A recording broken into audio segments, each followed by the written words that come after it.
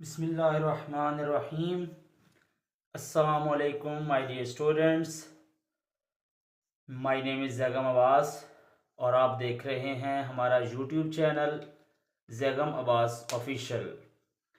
My dear students, हमने previous lecture में देखा था कि हमारे पास कौन कौन सी प्रॉपर्टीज़ होती हैं और उनको हम कैसे लिख सकते हैं और उनकी एग्जांपल्स कैसे हो सकती हैं।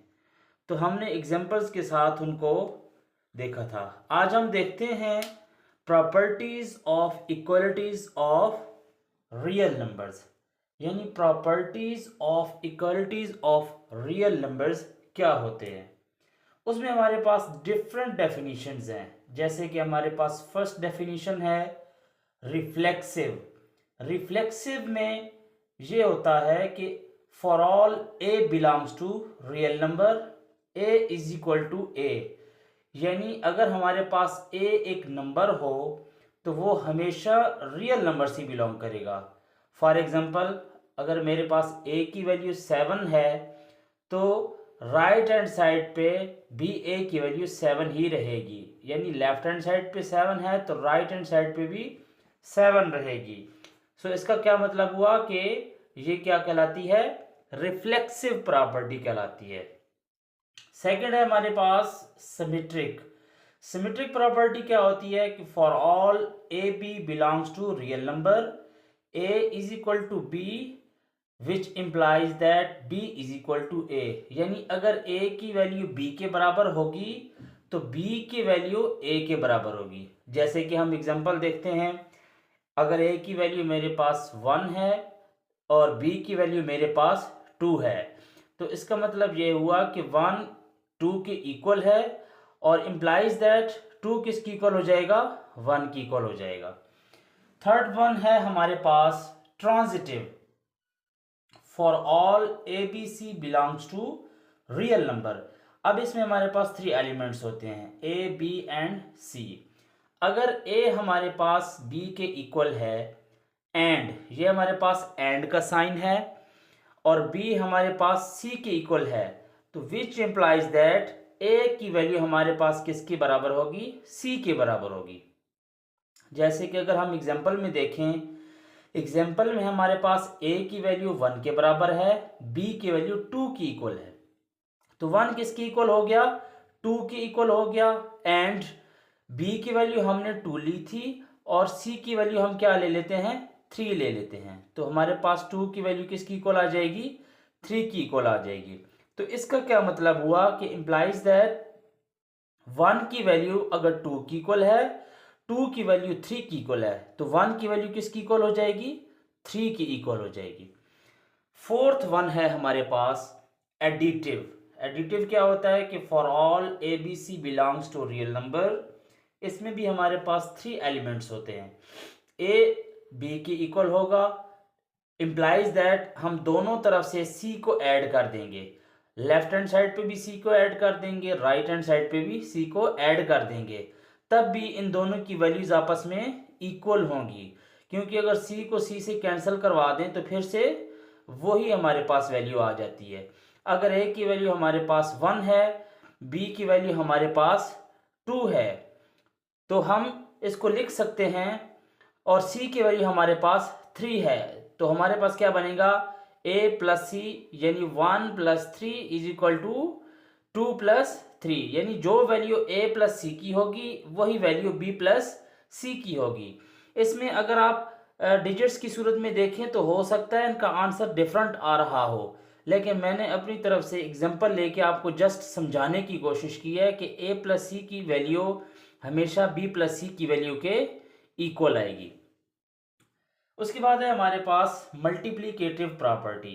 मल्टीप्लिकेटिव प्रॉपर्टी में for all A B C belongs to real number A is equal to B implies that, अब लेफ्ट हैंड साइड पे भी सी को हम मल्टीप्लाई कर देंगे और राइट हैंड साइड पे भी सी को मल्टीप्लाई कर देंगे तो हमारे पास ए सी की वैल्यू हमेशा बी सी की वैल्यू के इक्वल होगी। जैसे कि एग्जांपल में कहा गया कि ए की वैल्यू अगर 1 है और बी की वैल्यू अगर 2 है और सी की वैल्यू 3 है तो इट मीन्स दैट कि 1 into 3 is equal to 2 into 3। हमारे पास दोनों की वैल्यूज इक्वल हो जाएंगी, क्योंकि 3 से कैंसिल हो तो 1 इज इक्वल टू 2 आ जाएगा ना। सो लास्ट इसके बाद है हमारे पास cancellation with respect to addition for all A B C belongs to real number a plus c is equal to b plus c. अगर ए प्लस सी की वैल्यू जो होती है वो बी प्लस सी की इक्वल आए तो हम सी को सी से कैंसिल करवा दें तो ए किसकी इक्वल आ जाएगा, बी की इक्वल आ जाएगा। जैसे कि हम एग्जांपल में देखते हैं, ए की वैल्यू 1 है, सी की वैल्यू 2 है, बी की वैल्यू 3 रखी है, सी की वैल्यू अगेन 2 रखी है। 2 से कैंसिल हो जाए तो 1 इज इक्वल टू 3 हो जाएगा। नेक्स्ट है हमारे पास cancellation with respect to multiplication. हमारे पास cancellation with respect to multiplication में for all A B C belongs to real number होता है, और इसमें भी हम क्या करते हैं कि ए और बी के साथ हम सी को मल्टीप्लाई कर देते हैं, लेफ्ट हैंड साइड पे भी और राइट हैंड साइड पे भी। अगर सी से कैंसिल हो जाए तो दोबारा से वैल्यू क्या बन जाएगी, ए इज इक्वल टू बी बन जाएगी। तो इसीलिए उसकी एग्जांपल में हमने क्या लिखा हुआ है कि ए की वैल्यू 1 है, सी की वैल्यू 2 है, बी की वैल्यू 3 है और सी की वैल्यू 2 है। 2 से हो जाएगा कैंसिल तो 1 की वैल्यू किसकी इक्वल आ जाएगी, 3 की इक्वल आ जाएगी। नेक्स्ट है हमारे पास ऑर्डर प्रॉपर्टीज। अब इन प्रॉपर्टीज में ऑर्डर प्रॉपर्टीज होती हैं वो थोड़ी सी डिफरेंट होती हैं। जैसे कि मेरे पास पहली ऑर्डर प्रॉपर्टी है वो है ट्राइकोटोमी प्रॉपर्टी।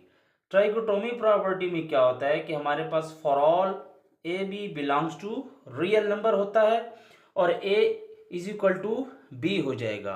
अगर a is equal to b है तो इसका मतलब यह है कि ए की वैल्यू बी से ग्रेटर भी हो सकती है और ए की वैल्यू बी से लेस देन भी हो सकती है। दूसरी है हमारे पास ट्रांजिटिव। ट्रांजिटिव में क्या होता है कि ए बी सी किससे बिलोंग करता है, रियल नंबर से बिलोंग करता है। तो इसका ये मतलब हुआ कि ए की वैल्यू अगर बी से ग्रेटर देन हो एंड बी की वैल्यू सी से ग्रेटर देन हो तो इसका ये मतलब होगा कि ए की वैल्यू सी से ग्रेटर देन होगी। यानी अगर फर्स्ट वैल्यू सेकंड से ग्रेटर देन है, सेकंड वैल्यू थर्ड से ग्रेटर देन है, तो इसका ये मतलब होगा कि फर्स्ट वैल्यू थर्ड से ग्रेटर देन होगी। दूसरी इसमें लिखी हुई है कि अगर ए की वैल्यू बी से लेस देन हो यानी कम हो एंड बी की वैल्यू सी से कम हो तो इसका यह मतलब होगा कि ए की वैल्यू किससे कम होगी, सी से कम होगी। यानी फर्स्ट वैल्यू अगर दूसरी वैल्यू से कम है और दूसरी वैल्यू तीसरी वैल्यू से कम है तो इसका यह मतलब हुआ कि पहली वैल्यू तीसरी वैल्यू से क्या हो जाएगी, कम हो जाएगी। तीसरी है हमारे पास एडिटिव। एडिटिव प्रॉपर्टी में है कि for all A B C belongs to real number. इसमें हमारे पास दो कंडीशंस होती हैं। पहली कंडीशन में है कि अगर ए की वैल्यू बी से ग्रेटर देन हो तो उस सूरत में इम्प्लाइज दैट दोनों तरफ से हम सी को ऐड कर देंगे तो ए प्लस सी की वैल्यू हमेशा बी प्लस सी की वैल्यू से ग्रेटर देन होगी।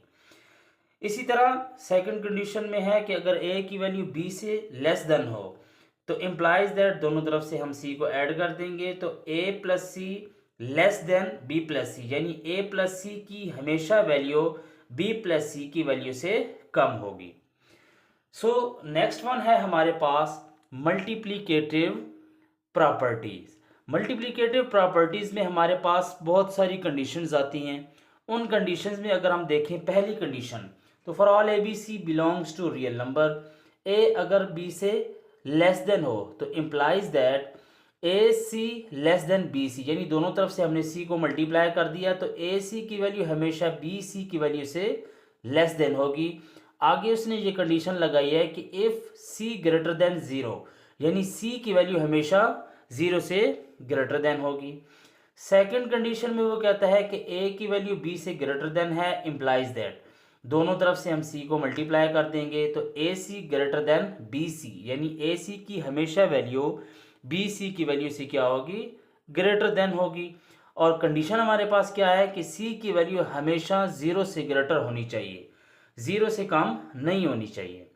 थर्ड है हमारे पास a less than B, implies that दोनों तरफ से हम सी को मल्टीप्लाई कर देंगे तो ए सी की वैल्यू हमेशा बी सी की वैल्यू से ग्रेटर देन होगी। और इसकी कंडीशन क्या है कि सी की वैल्यू हमेशा 0 से कम होनी चाहिए। फोर्थ कंडीशन है हमारे पास A greater than B implies that, दोनों तरफ से हम सी को मल्टीप्लाई करेंगे तो A C less than B C, यानी अगर ए सी की वैल्यू हमेशा बी सी की वैल्यू से क्या होनी चाहिए, कम होनी चाहिए। इफ सी लेस देन 0, यानी सी की वैल्यू हमेशा 0 से लेस देन होगी। सेकंड लास्ट इसकी प्रॉपर्टी है कि अगर ए बी से ग्रेटर देन है एंड सी डी से ग्रेटर देन है तो ए की वैल्यू हमेशा डी से ग्रेटर देन होगी। ठीक है, तो इसलिए उसने क्या लिख दिया कि which implies that A C greater than B D, यानी ए और सी को मल्टीप्लाई कर दिया ग्रेटर देन, बी और डी को मल्टीप्लाई कर दिया, तो इसका ये मतलब हुआ कि ए और सी की वैल्यू हमेशा किससे ग्रेटर देन होगी, बी और डी से। लास्ट कंडीशन है कि अगर ए की वैल्यू बी से कम हो यानी लेस देन हो एंड सी की वैल्यू डी से लेस देन हो, तो हमारे पास ए और सी चूंकि कम हैं तो ए सी को मल्टीप्लाई कर दिया लेस देन, बी और डी की वैल्यू हमारे पास ग्रेटर देन हो जाएगी ए सी से। तो इसका मतलब ये हुआ कि ए सी की वैल्यू हमेशा बी डी की वैल्यू से कम होगी। नेक्स्ट वन है हमारे पास डिवीजन प्रॉपर्टी। डिवीजन प्रॉपर्टी में for all A B C belongs to real number, पहली कंडीशन है कि a less than B implies that, दोनों तरफ से हमने सी से डिवाइड कर देना है, ए ओवर सी लेस देन बी ओवर सी, यानी ए ओवर सी की हमेशा वैल्यू बी ओवर सी से लेस देन होगी। मगर इसके लिए कंडीशन है, वो कंडीशन ये है कि सी की वैल्यू हमेशा ग्रेटर देन 0 होनी चाहिए। उसके बाद है हमारे पास ए ग्रेटर देन बी, यानी ए की वैल्यू अगर बी से ग्रेटर देन है इम्प्लाइज दैट सी से दोनों तरफ से डिवाइड कर देंगे तो ए ओवर सी हमेशा बी ओवर सी की वैल्यू से ज़्यादा होगा और सी की वैल्यू हमेशा ग्रेटर देन 0 रहेगी।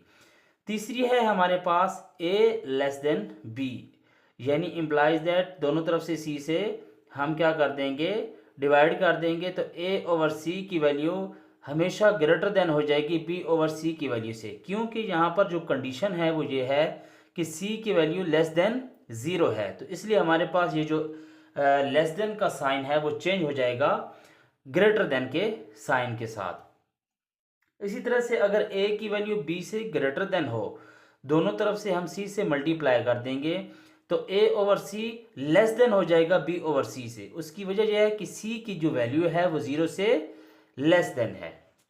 लास्ट वन है हमारे पास रेसिप्रोकल प्रॉपर्टी। रेसिप्रोकल का मतलब होता है कि जो 1 ओवर की फॉर्म में हो।